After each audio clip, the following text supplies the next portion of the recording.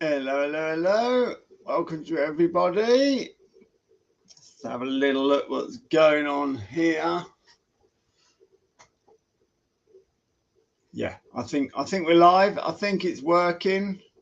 You'll have to let me know, but nobody's here yet. Hello on replay, assuming that it's working and that you can hear the sound. Hello and welcome to Live at 5 at the end of August, August the 28th. Those of you that have applied or enrolled in the Mounted Division Ultimate Rider Confidence course, 3 months online, get the change of mindset that you've been looking for. Look in your emails there, the group set up, and we're ready to rock. So we're getting started on that. I'm really excited about this. This is marvelous. Love it. Lovely. Okay, so first of all, you'll have noticed that it's Monday. And normally I do Live at 5s on Friday. Thing is, for the last few weekends, we've had big weekends, really big weekends. So we've been this weekend just gone, we were doing the advanced and intermediate horseback archery. So we had to get up into the field, make a huge course, massive S-bends with targets on every corner, and then you headed up the track and round the top and down a whole another set of targets. And we tried the hunt track, which was 5 targets where we normally have 3. It was a bit of a challenge. Marvelous weekend, but it took a lot of setting up. The weekend before that, we did the Guns and Horses. That again was wonderful, took a lot of setting up. What I found is that I'm running out of time on a Friday to do Live at 5, because for about 3 weeks now, so I do apologise, for about 3 weeks I've been trying to get these big weekends together, and at the same time on the Friday when all our guests are coming on the Saturday, and I just haven't had time to do the Live at 5s. So I thought, why am I doing them on a Friday? There's absolutely no reason apart from I wanted to. So it's all my own fault. So here we are on Monday doing Live at 5. Lovely. Thank you very much for joining me. Let's just have a little look here. Okay, we've got 14 people going. I'm assuming that if the sound wasn't right, we would be seeing some comments, but just for fun, stick an A1, A for audio, stick an A1 in the comment, and it'll let me know that A, the comments are here, B, everyone's awake, and that I haven't sent them to sleep, and C, that the audio is working. So that's marvelous. If you've got any questions, stick them in the comments as well. I might get round to them. Thank you, Joe. There you are. Your A1's turned up. Thank you, man. So it's going really well in the Enjoy Your Horse Club. I'm very happy about it. The reason why I've got this background is because we've got a Confident Canter weekend coming up. Is it September the 2nd and 3rd? Might be. I think it is.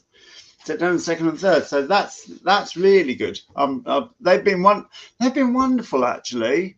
I've been really pleased at how they've gone. We've had a wonderful time. I mean, our most striking story was from Keris, who hadn't been cantering for 42 years and was galloping within about 20 minutes, screaming, "Get on, get on, get on, get on!" Purely because of the way we've set it up so that you feel safe to do that. But gosh, it was funny. And then there was such a good, if you're not in the Enjoy Your Horse Club yet, get in it. Go to carlgreenwood.club and pay your £5 a month. And it's such a good bunch of people who are dedicated to enjoying their horse. But the point is, Keris is then sharing her journey since doing the Confident Canter camp. And she's not, it's funny, I've had a couple of people say this actually, she's not bothered about canter anymore. So it's gone from being this massive thing with the black cloud over it, this huge daring challenge that needs to be overcome and needs to be conquered. The amount of people saying I need to conquer canter. I mean, come on guys, you don't need to conquer canter at all. It's not there to be conquered. You're only running around a little bit. So it's quite interesting that it is just running around a little bit. And when I say running, let's do some running around a little bit. Suddenly it takes all the black association with the word out of it. But we are just running around. So I was really pleased that there's been 2 posts, but Kerry said it most well, that she's just not, canter is no longer a thing, was her words. It's no longer a thing. And that's exactly the way that it should be. Somebody then went on to say in the comments underneath, because it's the conversations that make this page as good as it is. And plus my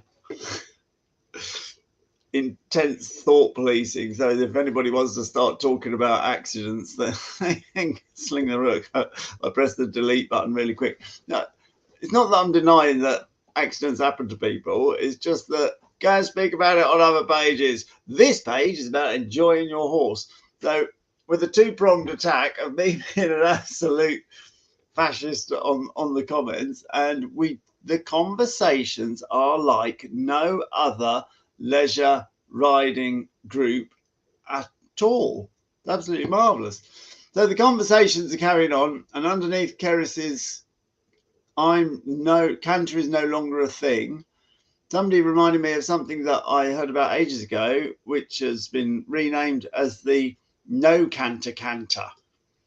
In other words, just go from here to there in a speedy manner. And if they go at a scooty trot, if they extended trot and they scoot over there, jolly good. And if they roll into a canter, jolly good.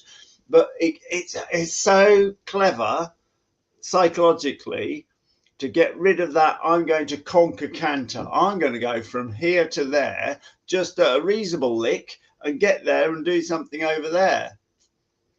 If the horse rolls into canter, then I'll get there quicker. The object isn't to have a canter. The object is to get over there jolly quickly.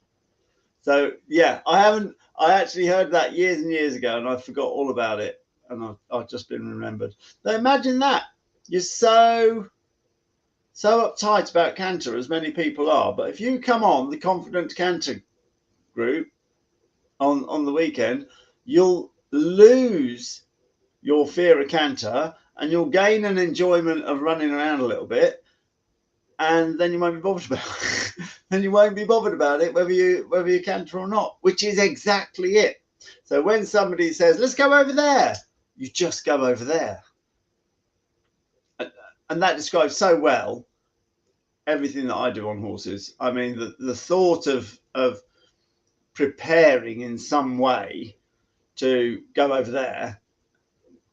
Well, I live and work with horses, so it's so like driving. It's like, well, let's get out on the dual carriageway. It's just something that you do. It's so normal. So I was super pleased that Keris has come back after conquering canter, and actually she's just running around a little bit, and she's not even that bothered. Perfect, absolutely perfect. Anyway, let's chat about what's been going on. I'm just going to say hello. Hello, Anne. Hello, Julie. Hello, Maggie. Hello, Karen. Joe's asking, will there be any more one-day Confident Canter courses for people who have already done your confidence course? Possibly, depending on how soon you did it, is the answer, but certainly not this year. So that'll be a no, I'd have thought. By the time we get to next year, it's going to be a year since you did the confidence course. I've got a confidence course tomorrow, which I'm very excited about. Always nice when that happens, when we've got the confidence course. It's lovely. People come in the morning going, oh, we're going to do rearing, and they go home in the afternoon and go, that was so much fun. Yeah, love it. Okay, let's get on with what's been going on in the Enjoy Your Horse Club.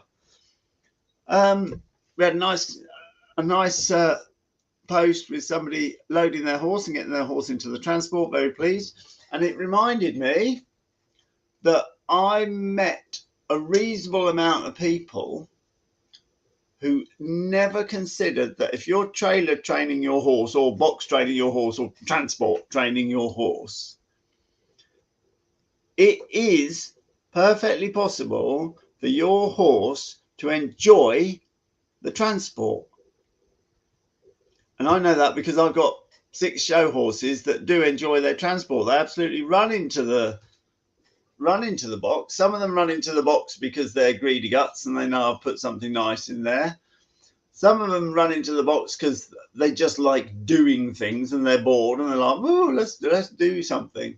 We had a neat little trick with some of them where you can just take the lead rope off, show it off. Take the lead rope off and let them go up there. But then, of course, they get fast. They've had to do something, park themselves in the box, and they enjoy the fuss. And when we're driving along the road, the amount of horses that are looking out the window, and you see these little heads just watching the world go by, and we've been hours and hours and hours. And then I realised that some people are trying to train their horses to get into trailers and to get into lorries without even the concept that it might be okay. No, let me get that wrong. It might actually be fun. It might actually be a positive thing all the way. Quite a lot of people just automatically assume that the horse is going to be traumatized, but if you play it right, there's no reason at all why your horse couldn't thoroughly enjoy it.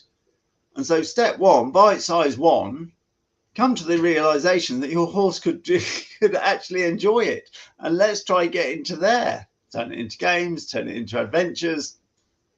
Or maybe if it's a very greedy horse, I'm thinking of Bullseye at the moment, it will just go on. But there we are. I think that's quite important.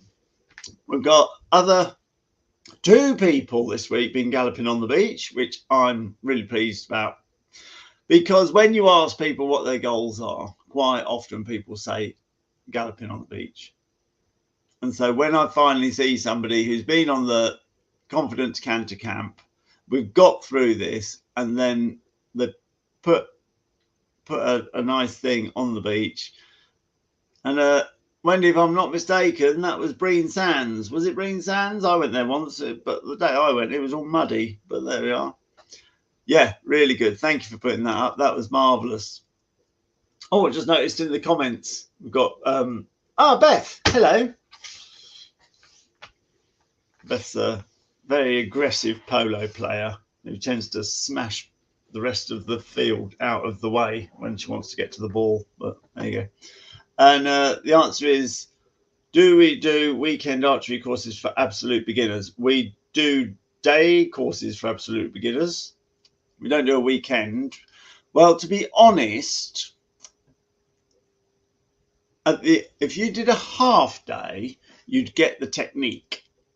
It takes half a day to get the technique, but you don't actually really get to have a go at it. So you spend all that time learning.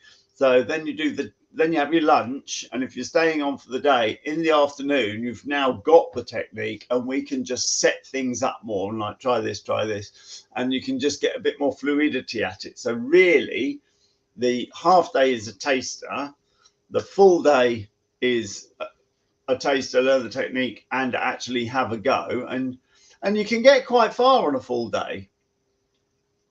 And by the end of that full day, you know what you're doing, you know how to keep safe, you know how to keep the horse safe, you know the pattern that the horse is working, which you'll know anyway from the Confident Canter Camp. And while you're away then, all we do is pick up your arrows. So after that first day, you won't be a beginner, you'll be intermediate, and you can come to any of the intermediate and advanced events there, provided you don't leave it too long and forget the technique. So yes, come along and do a day, and then come back and do a intermediate and advanced day like we did yesterday. That's the answer there. Super cool. Further conversations or further points that have come up through conversations. Someone was writing out their progression, their lesson plans, and it was a good plan. So get the goal of what you want, or sub goal according to what you want to do, and then break it down in the time that you've got and the stages that you need to be at. My only point is that as well as progressing, or no, part of progressing is that you need to spend a bit of time doing the thing that you do. If you're always about the progression, you can miss, I think miss is the best word, you can miss the enjoyment of what you're doing. If your progression has to be, I'm going to push on out of my comfort zone and learn to trot. I'm going to push on out my comfort zone and learn to trot fast. I'm going to push on out my comfort zone and learn to trot fast in a field. Now I'm going to push out of my comfort zone and learn how to canter in the arena. Now I'm going to push out my comfort zone and canter in an open field with a rope arena just arranged around it. Now I'm going to, and I'm pushing and pushing and pushing. This is all super cool, but you need to spend some time enjoying what you can do and some time enjoying what you can't do yet. If you just push, push, push, it's a bit like all work and no play. You're not spending time with the joy of scooting around at a trot. Come on, boys, scoot on, extended trot. Because you're pushing on and pushing on and pushing on. So yeah, it was a good little conversation about planning, bite sizes, and expectation versus enjoyment. I always reckon 80% of your time should be enjoying what you can do, and 20% of your time is about the progression. I mean, that's fine. It's like, well, it's 1 out of 5 lessons. So if you spend 5 of your sessions with your horse scooting around happily at trot, really enjoying yourself, doing some patterns, making some videos, going with your mate, trying to do a little bit of synchronized horse riding, you could have a right laugh. And then just pushing forward that you're going to do the short side at canter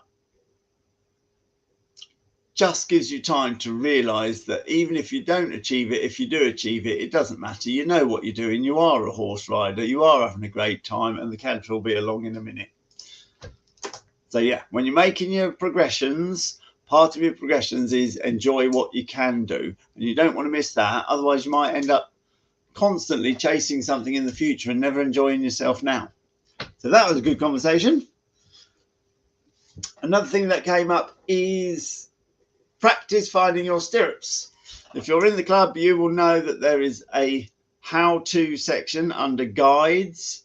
If you haven't found the guides yet, if you're new to the club, it's at the top of the screen underneath the banner picture of Joe having a lovely gallop in the fields with a hand in the air. Just under there, it will say guides. If you're on a mobile phone, it's the three lines, which is sometimes called the hamburger icon. Click there and it's guides, and it's got all the how-tos. Well, I've got a horse and it's how to get used to canter, how to deal with a hot horse, how to ride one-handed, how to mount from the ground, how to, and there's lots and lots and lots of videos in there. And one of the videos is how to practice finding your stirrups. So riding without stirrups, super good, super cool, gets you used to the fact that you can ride without your stirrups, and then you're less frightened. But it'd be nice if you didn't then have to stop, look down, put your stirrup in your foot and all that, because it'd be nice if we could just get into the habit of fishing in with our toe to try and get those stirrups. So I've got a little video about that. So have a little look at the how to find your stirrups at, well, initially at stand, then at walk, then at trot, and then at canter. You can do that at the end of your session when you've done your circles and your figure eights and you're just warming down. Just spend your time kicking your stirrups out, putting them back on, kicking them out, putting them back on, kicking them out, putting them back on. It's good fun. There we are, lovely. Let's have a little look at the comments. Oh, Maggie, love watching what you're doing. Oh, you had your lesson yesterday. Sorry, competition yesterday. Maggie is in the mounted division, the Ultimate Rider Confidence course. Get the change of mindset that you've been looking for. And we've been having good discussions on our Zoom calls, haven't we? Super cool. You were first. Look at that. There you are. I was talking, I wasn't reading. We were first. Brilliant.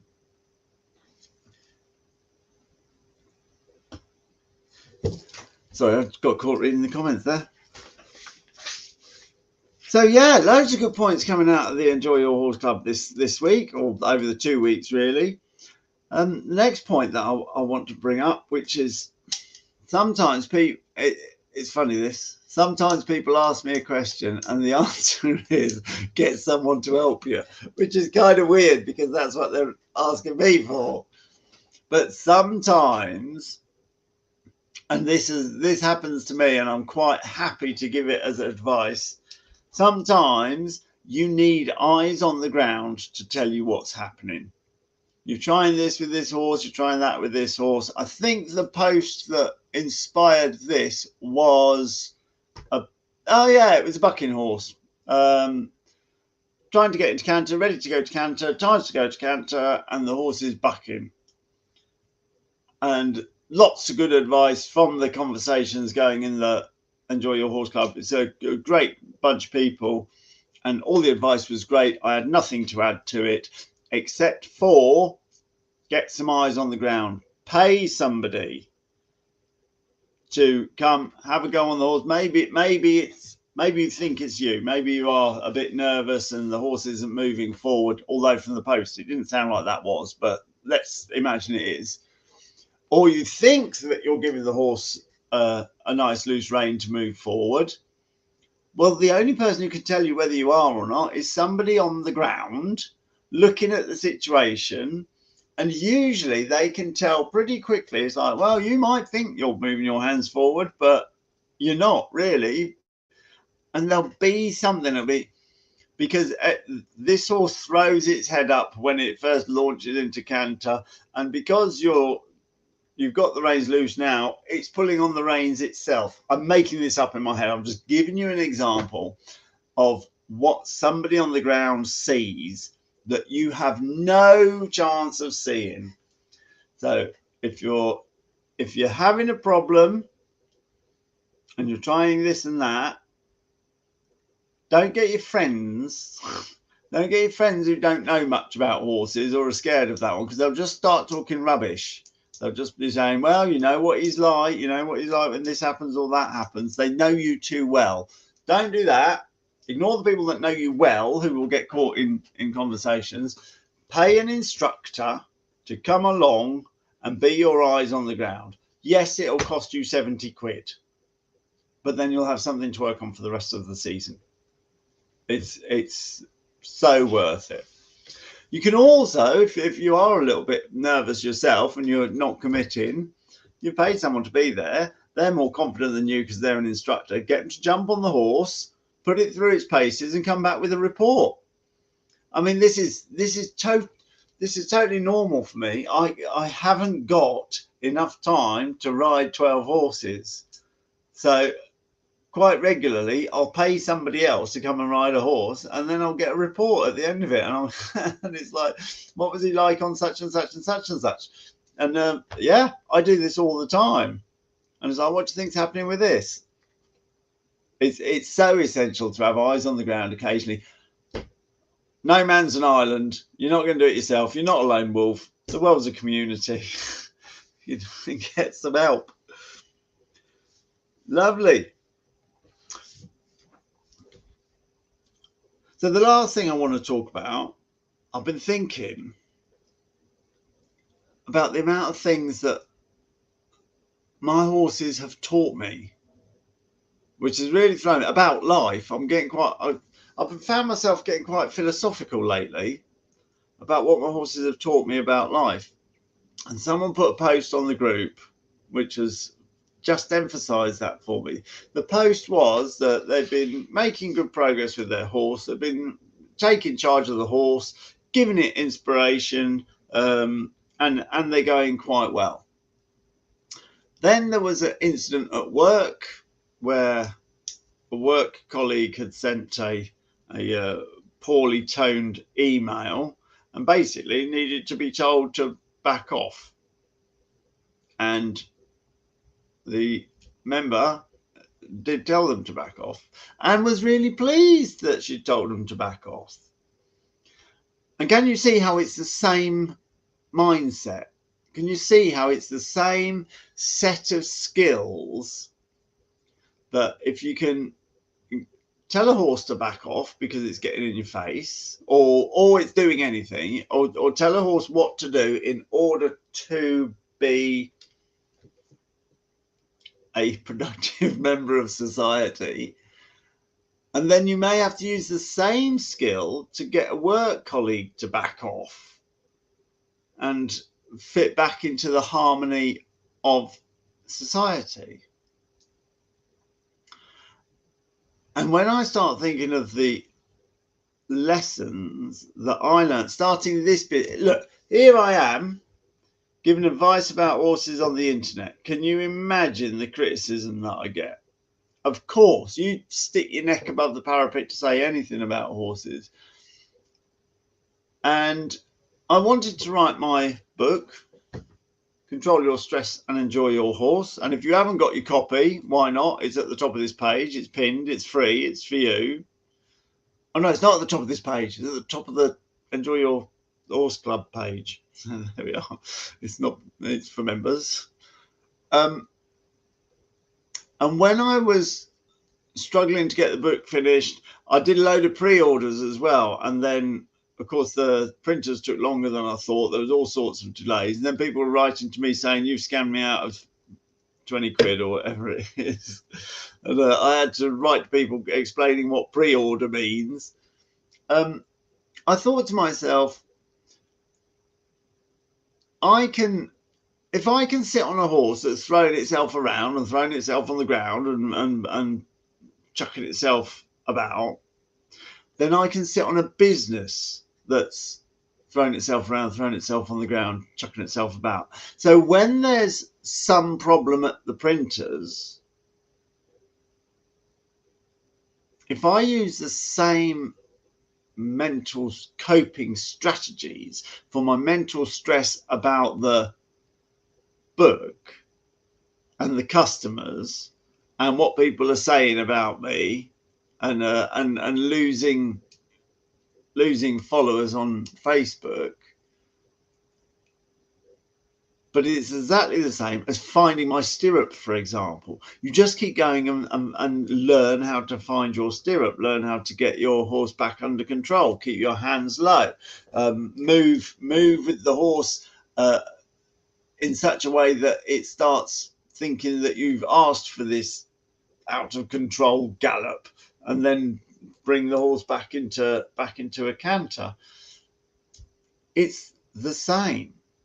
So the lessons that horses have taught me about patience, perseverance, trying new things, taking risks, coming up with coping strategies for all parts of life, it's just been super.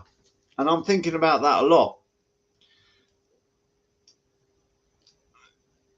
It's going to make some good stories, so I'm going to collate those stories. Don't know if I'll do it on a video or a book or maybe a series, but it's been absolutely wonderful. If you know what I'm talking about, stick something in the comments. My example was the printers breaking down. The example that's on the Enjoy Your Horse Club is the email to a errorless work colleague. But I just think it's lovely what horses teach us. Anyway, there you go. That's what's been happening in the Enjoy Your Horse Club. If you're not in the club, join it at www.carlgreenwood.club and have positive, life-affirming conversations about everything that is good about horses. It's fantastic. I'm loving the way that it's going. If you've got any comments, any questions, stick them in the comments and I will do my very best to answer them. If you are joining the Mountain Division Ultimate Rider Confidence course today. The course starts today. Get the change of mindset you've been looking for. Look in your emails. The details as to how to join are there. In the meantime, have a lovely rest of your bank holiday weekend. And I'll see you later. Bye. Thank you.